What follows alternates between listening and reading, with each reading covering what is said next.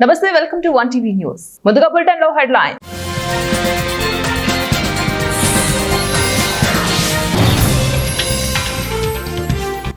భారత్ కీలక నిర్ణయం. ఆగస్టు 25 నుంచి అమెరికాకు పోస్టల్ సేవలు నిలిపివేత.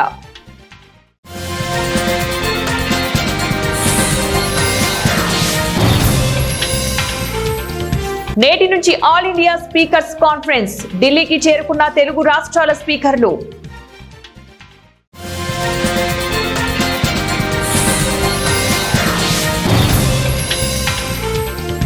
నిధుల్లో న్యాయబద్ధమైన వాటా మాకివ్వడం లేదు.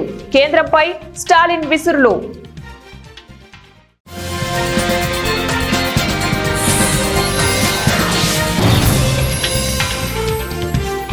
బెట్టింగ్ కేసులో కర్ణాటక కాంగ్రెస్ ఎమ్మెల్యే వీరేంద్ర అరెస్ట్. దేశ రాజధాని ఢిల్లీలో ఆది సోమవారాల్లో ఆల్ ఇండియా స్పీకర్స్ కాన్ఫరెన్స్ జరగనుంది. ఆదివారం అక్కడి అసెంబ్లీ భవనంలో సదస్సును కేంద్ర హోంమంత్రి అమిత్ షా ప్రారంభించనున్నారు. ముగింపు కార్యక్రమానికి లోక్సభ స్పీకర్ ఓం బిర్లా హాజరు కానున్నారు.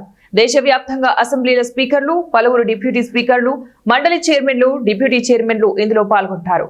2 తెలుగు రాష్ట్రాల శాసనసభల స్పీకర్లు శనివారం రాత్రి ఢిల్లీకి చేరుకున్నారు. తెలంగాణ స్పీకర్ గడ్డం ప్రసాద్ కుమార్ తో పాటు మండలి డిప్యూటీ చైర్మన్ బండా ప్రకాష్ ముదిరాజ్, అసెంబ్లీ కార్యదర్శి నరసింహాచార్యులు, ఇటు ఏపీ అసెంబ్లీ స్పీకర్ చింతకాయల అయ్యన్న పాత్రుడు, డిప్యూటీ స్పీకర్ రఘురామకృష్ణరాజులు తరలి వెళ్లారు. తెలంగాణ శాసన మండలి చైర్మన్ గుత్తా సుఖేందర్ రెడ్డికి కంటి శస్త్రచికిత్స జరిగినందున ఈ సమావేశాలకు హాజరు కావట్లేదు. భారత్ కీలక నిర్ణయం తీసుకుంది. ట్రంప్ సుంకాల నేపథ్యంలో ఆగస్టు 25 నుంచి అమెరికాకు పోస్టల్ సేవలు నిలిపివేయనున్నది. ఈ మేరకు తపాలా శాఖ శనివారం ప్రకటించింది. అమెరికా సుంకాలకు సంబంధించిన మార్పులు ఈ నెల చివరి నుంచి అమలులోకి రానున్నట్లు తెలిపింది. ఈ నేపథ్యంలో ఆగస్టు 25 నుంచి ఆ దేశానికి పోస్టల్ కన్సైన్మెంట్లను తాత్కాలికంగా నిలిపివేస్తున్నట్లు పోస్టల్ డిపార్ట్మెంట్ శనివారం వెల్లడించింది. కాగా అమెరికా విధించిన టారిఫ్ డ్యూటీ కలెక్షన్ ప్రక్రియపై ఇంకా స్పష్టత రాలేదు. దీంతో ఆగస్టు 25 తర్వాత అమెరికాకు పోస్టల్ పార్సిళ్లను తీసుకువెళ్లబోమని పలు విమానయాన సంస్థలు ప్రకటించాయి. ఈ నేపథ్యంలో దీనికి అనుగుణంగా ఆగస్టు 25 నుంచి $100 వరకు విలువైన లేఖలు, పత్రాలు, బహుమతి వస్తువులు మినహా మిగతా అన్ని రకాల వస్తువుల బుకింగ్స్ ను నిలిపివేస్తున్నట్లు పోస్టల్ డిపార్ట్మెంట్ తెలిపింది.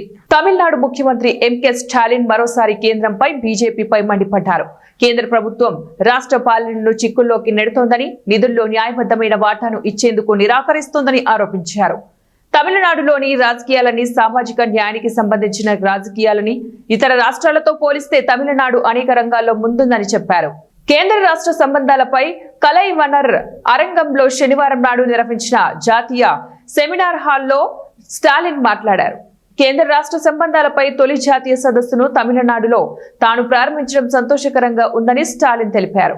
కేంద్ర ప్రభుత్వానికి అత్యధికంగా జీఎస్టీ ఆదాయం అందిస్తున్న రాష్ట్రాల్లో తమిళనాడు ఒకటని చెప్పారు. అయినప్పటికీ కేంద్రం సంకుచిత రాజకీయ ఉద్దేశాలతో తమిళనాడును న్యాయబద్ధంగా ఇవ్వాల్సిన నిధుల వాటాను ఇచ్చేందుకు నిరాకరిస్తోందని విమర్శించారు. తమిళనాడు, పశ్చిమ బెంగాల్, పంజాబ్, కేరళ రాష్ట్రాలు బీజేపీ పాలనలో లేకపోవడంతో కేంద్రం పలు సమస్యలు, ఇబ్బందులు సృష్టిస్తోందని ఆరోపించారు. ఆన్లైన్, ఆఫ్లైన్ బెట్టింగ్ కేసులో కర్ణాటకలోని Chitradurga Congress MLA KC Veerendra money laundering నిరోధక చట్టం కింద ఈడీ అధికారులు అరెస్టు చేశారు.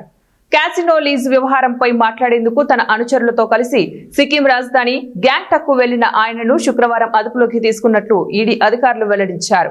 పలు రాష్ట్రాల్లో దాడులు చేసి విదేశీ కరెన్సీ సహా 12 కోట్ల రూపాయల నగదు, 6 కోట్ల విలువైన బంగారం, 10 కిలోల వెండితో పాటు 4 వాహనాలను స్వాధీనం చేసుకున్నట్లు తెలిపారు.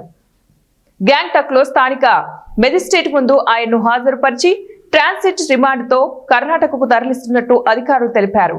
చిత్రదుర్గ జిల్లా చెల్లకెరెలోని వీరేంద్రతో పాటు ఆయన సోదరులు కేసీ తిప్పేస్వామి, కేసీ నాగరాజు నివాసాలపై కూడా ఈడీ దాడులు చేశారు. బెంగళూరు, హుబ్బల్లి, జోధ్పూర్, ముంబై, సిక్కిం, గోవాలలోని 5 క్యాసినోలతో కలిపి 31 చోట్ల దాడులు జరిగాయి. ఈడీ దాడులు, ఎమ్మెల్యే అరెస్టు గురించి సీఎం సహా కాంగ్రెస్ నాయకులు ఎవరూ స్పందించలేదు. ఏలూరు జిల్లా నూజివీడు నియోజకవర్గంలోని ఆగిరిపల్లి మండలం శోభనాపురం గ్రామంలో రాష్ట్ర గృహ నిర్మాణ సమాచార శాఖ మంత్రి కొలుసు పార్థసారథి, నూజివీడు సబ్ కలెక్టర్ బొల్లిపల్లి వినూత్న స్వర్ణాంధ్ర స్వచ్ఛాంధ్ర కార్యక్రమంలో పాల్గొన్నారు. ఈ సందర్భంగా మంత్రి పార్థసారథి, సబ్ కలెక్టర్ వినూత్న, ఎంపీడీఓ భార్గవి పారిశుద్ధ కార్మికుల ప్రధాన రహదారులపై ఉన్న చెత్తను ఊడ్చి తొలగించారు. డ్రైనేజీల్లో మురుగునీరు నిల్వ ఉన్న చోట దోమల నివారణకు ఆయిల్ వాల్స్ వేయడం జరిగింది. అనంతరం శోభనాపురం జిల్లా పరిషత్ ఉన్నత పాఠశాలలో ఏర్పాటు చేసిన సమావేశంలో మంత్రి పార్థసారథి మాట్లాడుతూ స్వర్ణాంధ్ర స్వచ్ఛాంధ్ర కార్యక్రమం కేవలం ప్రచారం కోసమే షోకేస్ లాగా చేయడం కాదన్నారు. రాష్ట్ర ముఖ్యమంత్రి మంత్రులు సైతం ఈ కార్యక్రమంలో పాల్గొంటున్నారంటే దీనికి ప్రభుత్వం ఎంత ప్రాధాన్యత ఇస్తుందో అర్థం చేసుకోవాల్సిన అవసరం ఉందన్నారు.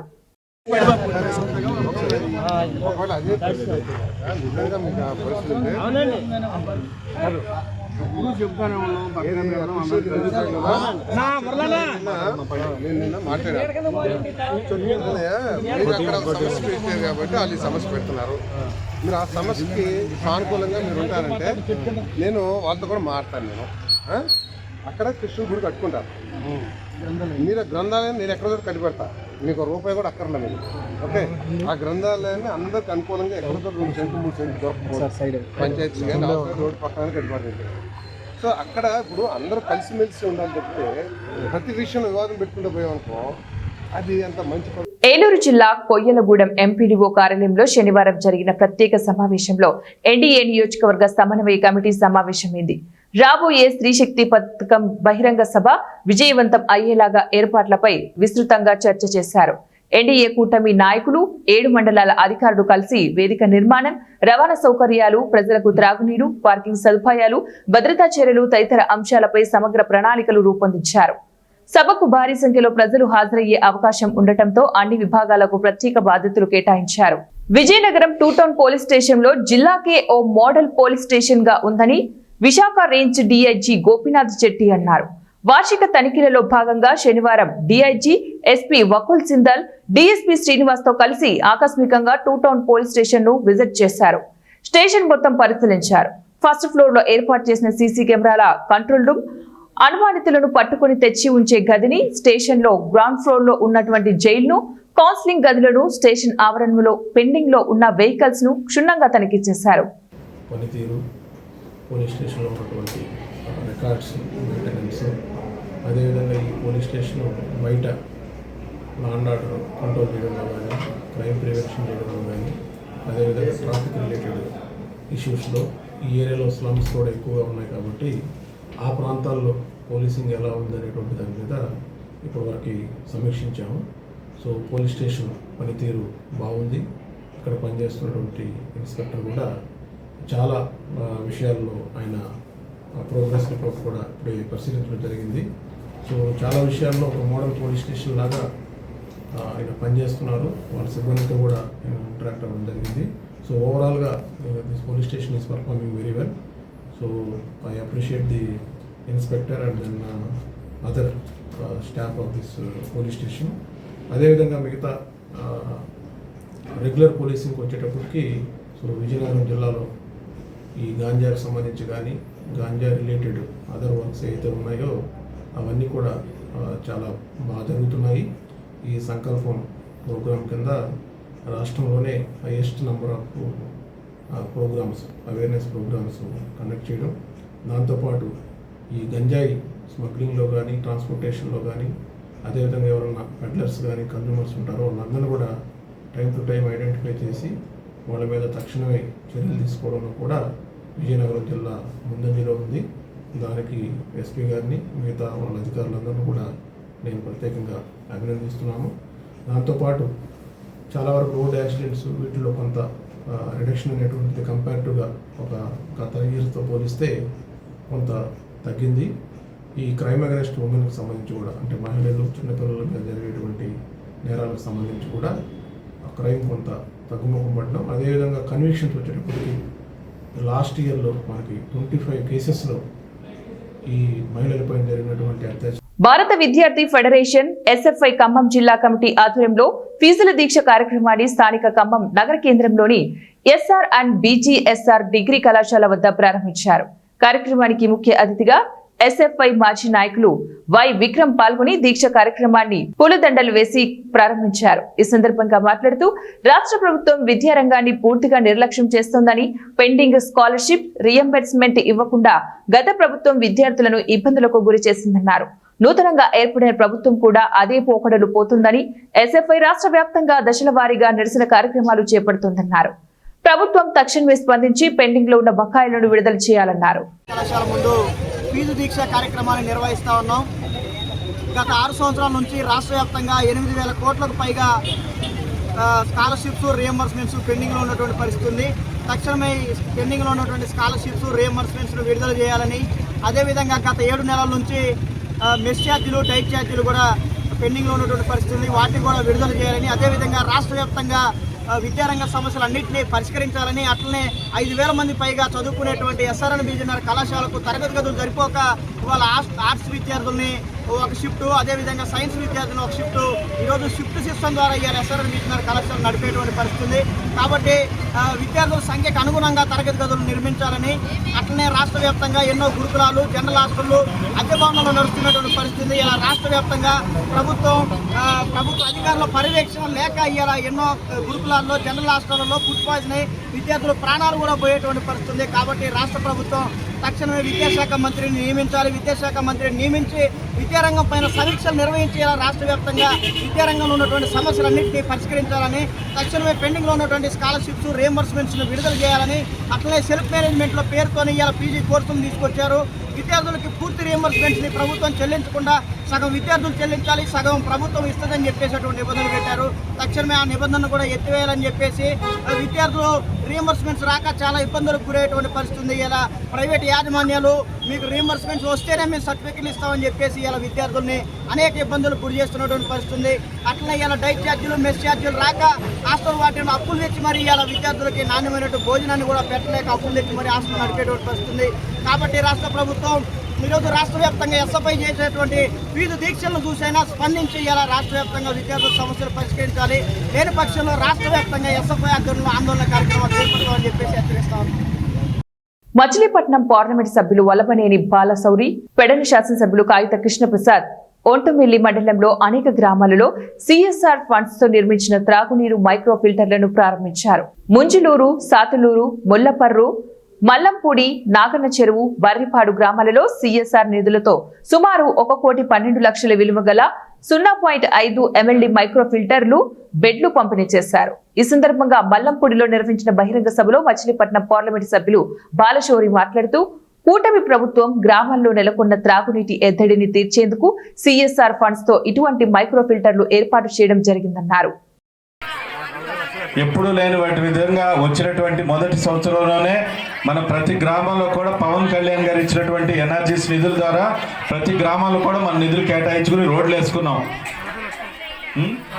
40 లక్షలతోటి ఈ పంచాయతీకి సంబంధించి 40 లక్షలతోటి ఆ రోజున గ్రాంట్లు కూడా తీసుకొచ్చి మనందరం కూడా రోడ్లు నిర్మించుకున్నాం. ఇలా గత ప్రభుత్వంలాగా కాకుండా మనందరం కూడా అభివృద్ధి లక్ష్యంగా ప్రతి సంక్షేమ కార్యక్రమాన్ని కూడా ప్రతి ఒక్కరికి కూడా అందే విధంగా మనం కృషి చేస్తామని చెప్పి ఈ సందర్భంగా తెలియజేస్తా ఉన్నాం. రానున్నటువంటి రోజుల్లో కూడా డెఫినెట్గా మీకు ఇంకా ఏవైతే పెండింగ్ సమస్యలు ఉంటాయో వాటన్నిటి కూడా తప్పకుండా నెరవేర్చేటువంటి బాధ్యత మీ అందరికి కూడా తీసుకుంటారని చెప్పి మరొకసారి తెలియజేసుకుంటూ, తప్పకుండా మనందరం కూడా మరి మన ఎంపీ గారిని తప్పకుండా ధన్యవాదాలు తెలియజేయాలి మరొకసారి అని చెప్పి మీ అందరికి తెలియజేసుకుంటూ మీ అందరి దగ్గర సెలవు తీసుకుంటా ఉన్నాను. జై హింద్. ములుగు జిల్లా మంగపేట మండలం 6 నెలల క్రితం వచ్చిన వడగండ్ల వానతో పంటలు నష్టపోయిన రైతాంగాన్ని ఆదుకోవాలంటూ బీఆర్ఎస్ జిల్లా అధ్యక్షుడు కాకుల మరి లక్ష్మణ్ బాబు, నియోజకవర్గం ఇన్ఛార్జ్ బడే నాగజ్యోతి డిమాండ్ చేశారు. వర్షాలతో నష్టపోయిన రైతులను ఆదుకోవాలంటూ వారి ఆధ్వర్యంలో శనివారం మల్లూరు చెరువు రోడ్డు బైఠాయించి 2 గంటలకు పైగా ధర్నా నిర్వహించారు. అనంతరం వారు మాట్లాడుతూ, వడగళ్ల వర్షానికి దెబ్బతిన్న రైతులను ఆదుకోవాలని, ఆత్మహత్య చేసుకున్న రైతు కుటుంబాలకు ఎక్స్ గ్రేషియా చెల్లించాలని డిమాండ్ చేశారు. 24 గంటల నిరంతర కరెంటు సరఫరా చేయాలని, రైతులకు యూరియా కొరత తీర్చాలంటూ ప్రభుత్వాన్ని డిమాండ్ చేశారు. రైతులు ప్రాణాలు కోల్పోతారు.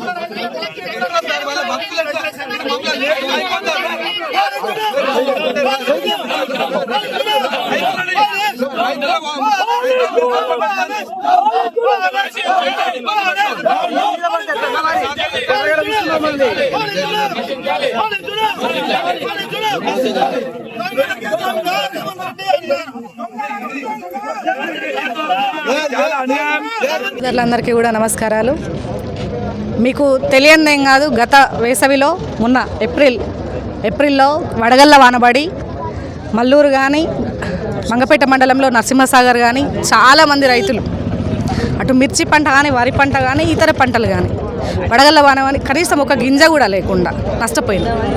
మరి అప్పుడు నష్టపోయినటువంటి రైతులకి నష్టపరిహారం ఇస్తామని చెప్పేసినటువంటి మంత్రి ఇప్పటి వరకు కూడా ఒక్క దమ్మిడి పైసా వాళ్ళకి వేసింది లేదు. అంతేకాకుండా మళ్ళీ ఇప్పుడు వరదలు వచ్చినాయి, ఇప్పటికీ కూడా మళ్ళీ రైతులు నష్టపోతూనే ఉన్నారు. పంటలన్నీ కూడా గత 3 రోజులు మునిగినాయి. మరి వీటన్నిటికి కూడా నష్టపరిహారం ఇవ్వాల్సినటువంటి బాధ్యత మంత్రి గారి మీద ఉన్నది. ఎక్కడ కూడా పేపర్ మాత్రంగానే డబ్బులు ప్రకటించుడు తప్పితే అమలుకు నోచుకున్నటువంటి నిధులు ఎన్నో ఎక్కడనైనా శిలాఫలకాలకు మాత్రమే పరిమితం అవుతుంది తప్పితే నిజమైనటువంటి ఆచరణాత్మకమైనటువంటి పనులు మాత్రం ఎక్కడ కూడా లేవు ఈ నియోజకవర్గంలో. రైతులు ఈరోజు బోనస్ పడక ఇబ్బంది పడుతున్నారు, రైతు భరోసా లేక ఇబ్బంది పడుతున్నారు. మల్లూరు గ్రామంలో బీఆర్ఎస్ పార్టీ ములుగు జిల్లా ఆధ్వర్యంలో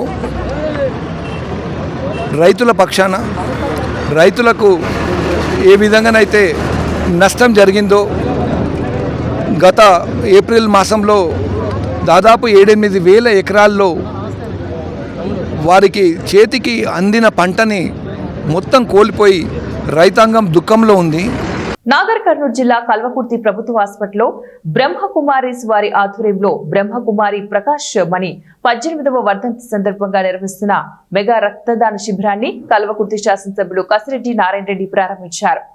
అనంతరం ఆయన మాట్లాడుతూ రక్తదాన శిబిరాలు 130 దేశాలలో 2-3 రోజుల్లో నిర్వహిస్తున్నారని, ఇది గొప్ప కార్యక్రమని, ఇలాంటి కార్యక్రమాల వల్ల లక్షలాది మంది ప్రాణాపాయం నుండి కాపాడవలసిన వాళ్ళమవుతామని తెలిపారు.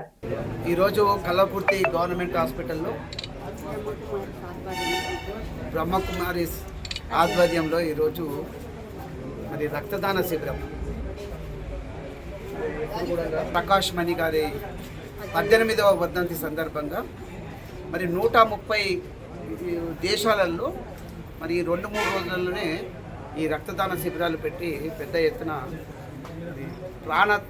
ప్రాణానికి అంటే యాక్సిడెంట్స్ అవుతుంటుంటాయి, తర్వాత రక్తం హీనత కూడా వస్తుంది కొంతమందికి, ఆ రక్తం లేకపోతే చనిపోయేటువంటి పరిస్థితి ఉంటుంది. ఒక యాక్సిడెంట్సే కాదు, హాస్పిటల్స్లో రకరకాల గ్రూపుల మరి ఆ బ్లడ్ దొరకడం కష్టం. మరి వీరి ద్వారా వీరు చేస్తున్నటువంటి కార్యక్రమంలో నిజంగా వేలాది మంది, లక్షలాది మంది అని చెప్పొద్దు, మరి 130 దేశాలలో ఈ రక్తదాన శిబిరాలు ఏర్పరిచి మరి గొప్ప కార్యక్రమాన్ని మరి గత 20-30 సంవత్సరాలు అవుతుందా ఎక్కువ అవుతుంది, 89 నుంచి ఇప్పటి వరకు కూడా చేసిన. నేను కూడా లాస్ట్ టైం మలక్పేటలో అటెండ్ చేసిన ఈ బ్రహ్మకుమారీస్ ఒక మీటింగ్ అటెండ్ చేస్తాను. నిజంగా గొప్పగా అనిపించినది. ఈ ఇయర్ కూడా మళ్ళీ అక్కడికి రావాలని చెప్పినారు. మనకి ఇక్కడ కల్వకుర్తిలో ప్రోగ్రామ్స్ ఉండే ఇక్కడ కూడా చేసినారు. కాబట్టి రక్తదాన శిబిరానికి నేను అందరికీ యువకులకు ముఖ్యంగా చెప్తా ఉన్నాను, మనం రక్తం ఇవ్వడం ద్వారా ఇంకొక ప్రాణాన్ని కాపాడిన వాళ్ళం అవుతాం. కాబట్టి మంచి కార్యక్రమం, మరి ఇందులో పాల్గొని ఈ సందర్భంగా మరి రక్తదానం చేయాల్సిందిగా అందరినీ నేను కోరుతా ఉన్నా. నాతో పాటు మరి ఆర్డీఓ గారు, తర్వాత డాక్టర్ సూపరింటెండెంట్ గారు, శివరామ్ గారు, మరి డాక్టర్స్ బృందము, అదేవిధంగా బ్రహ్మకుమారీస్ వాళ్ళ బృందం అంతా సిస్టర్స్ ఇక్కడ ఉన్నారు. అదేవిధంగా ఇంకెవరు మనం స్విచ్ చేయడం నుంచి నష్టం లేదు, ఫ్రెష్గా ఉంటుంది. తర్వాత ఒక ప్రాణాన్ని కాపాడిన వాళ్ళ మొత్తం కనీసం. కాబట్టి అందరు ముందుకు వచ్చి ఈ కార్యక్రమాన్ని విజయవంతం చేయాల్సిందిగా, రక్తదానం చేయాల్సిందిగా నేను అందరికీ కూడా పిలుపునిస్తా ఉన్నాను. జయశంకర్ భూపాలపల్లి జిల్లా భూపాలపల్లి నియోజకవర్గంలోని గణాపురం మండలం బుద్దారం గ్రామంలో ఇందిరమ్మ ఇళ్ల లబ్ధిదారులకు మొత్తం 90 మందికి మంజూరీ పత్రాలను ఎమ్మెల్యే అందజేశారు. ఈ సందర్భంగా ఎమ్మెల్యే మాట్లాడుతూ 10 ఏళ్లు అధికారంలో ఉన్న బీఆర్ఎస్ ఒక్క ఇల్లు కూడా ఇవ్వలేదని, 2 ఏళ్లలో సీఎం రేవంత్ రెడ్డి చేస్తున్న అభివృద్ధి సంక్షేమ పథకాలను చూసి ఓర్వలేకనే పిచ్చి వచ్చినట్లు అబద్ధాలు మాట్లాడుతున్నారన్నారు. మా ప్రభుత్వంలో ఇందిరమ్మ ఇళ్లకు ఉచితంగా ఇసుక అందిస్తుంటే చూసి ఓర్వలేకే తప్పుడు ప్రచారాలు చేస్తున్నారని ఎద్దేవా చేశారు. కుర్రి వసంత,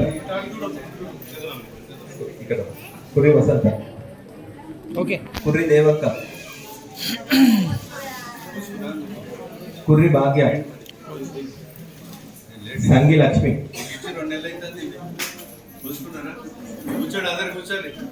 ఒక గ్రూప్ ఫోటో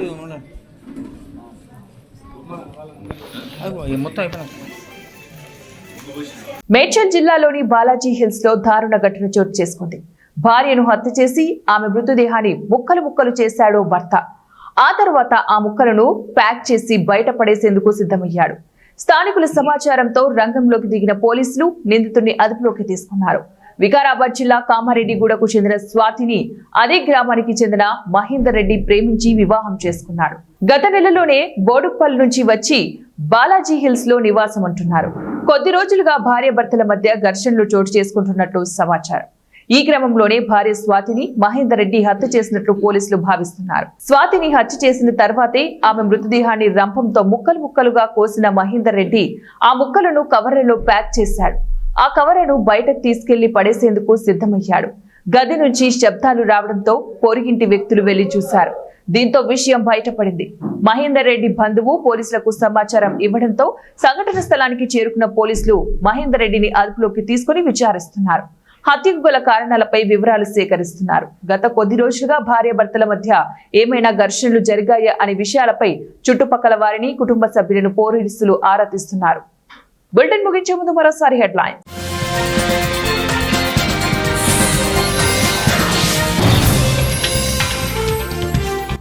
భారత్ కీలక నిర్ణయం. ఆగస్టు 25 నుంచి అమెరికాకు పోస్టల్ సేవలు నిలిపివేత.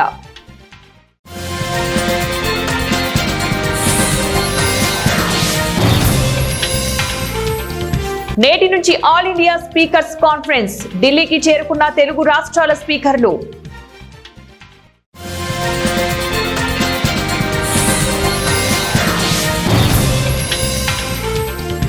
నిధుల్లో న్యాయబద్ధమైన వాటా మాకివ్వడం లేదు. కేంద్రంపై స్టాలిన్ విసురులు.